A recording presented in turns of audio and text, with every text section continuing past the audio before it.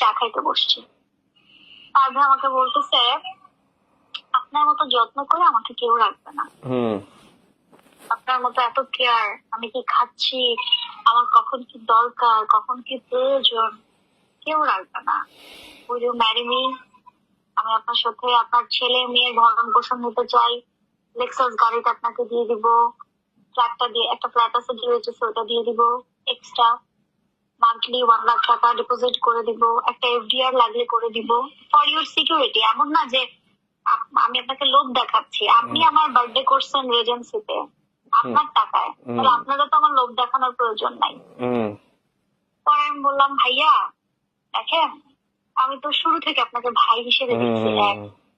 দ্বিতীয় হচ্ছে আমি আপনার বউকে ফাঁসির দড়ি থেকে নামায় নিয়ে আসলাম অন্য একটা মেয়ের জন্য, আবার আমি যে ফাঁসিতে উঠেছি নতুন করে। আমি বর্ষায় কিভাবে, আমি টুনটুনি, যেখানে টুনটুনি প্রাউডলি বলে আমার ফুপ্পি বর্ষা চৌধুরী, আমার ফুপ্পি বর্ষা চৌধুরী, আমার ফুপ্পি মা, যেখানে আপনার ছেলে, এত বড় ছেলে, ওর ছেলের বয়স অনেক, ওর ছেলে অনেক স্মার্ট, আমেরিকা ছিল, দেশে আসছে, ওর ছেলে আমাকে মা বলে ডাকে, সেখানে আমি আপনার বউকে ফাঁসির দড়ি থেকে নামায় আমি আপনার বউয়ের সতীন হইতে পারবো না।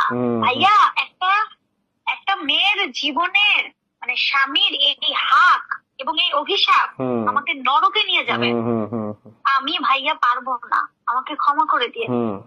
তারপর এটা বলে আমি অফিস থেকে বেরোয় আসলাম। এরপরে ওর অনেক মেসেজ, লম্বা লম্বা চিঠি, ইমোশনাল চিঠি, ওইটা সেটা, এন্ড লিটারালি দেখলাম কি জানো, ওনা আমাকে খুব প্যানিক করতেছে।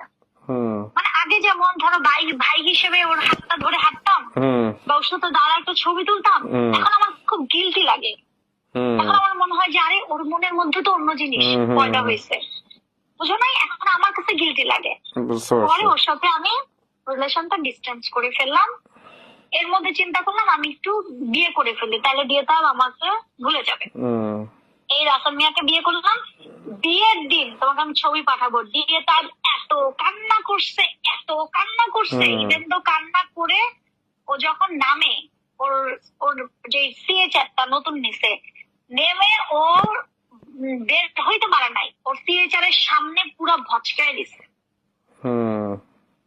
এখন আমাকে পরশুদিন ফোন করে বলতেছে আপনি আমাকে বিয়ে না করে আমার উপর জেদ করে যে রাসেলকে বিয়ে করলেন, এতে আপনার ক্ষতিটা কার হইলো, আমার না আপনার? আমি বলছি ক্ষতিটা আমার হয়েছে, কিন্তু ক্ষতি হওয়ার কারণটা, ক্ষতি এর থেকে আরো বেশি হইতো যদি আপনার বিয়ে করতাম, আল্লাহ হয়তো আরো বেশি বড় একটা বাস মারতো, আরেকজনের সংসার ভাঙতেছি, এটা হচ্ছে কথা।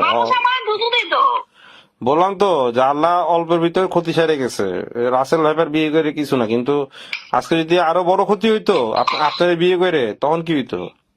তুমি বুঝো, দিয়ে তাকে বিয়ে করা মানে পুরো ইন্ডাস্ট্রি স্টুডেন্ট তোমরা জানবে পরে।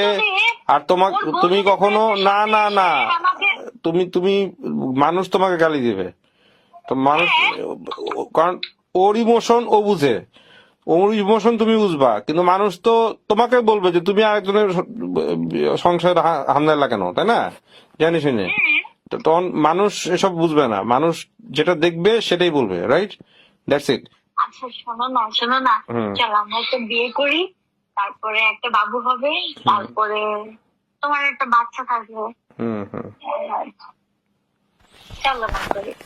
শোনো বর্ষা, আসলে এসব কথা বইলো না, কারণ আমি তোমাকে আসলে কখনোই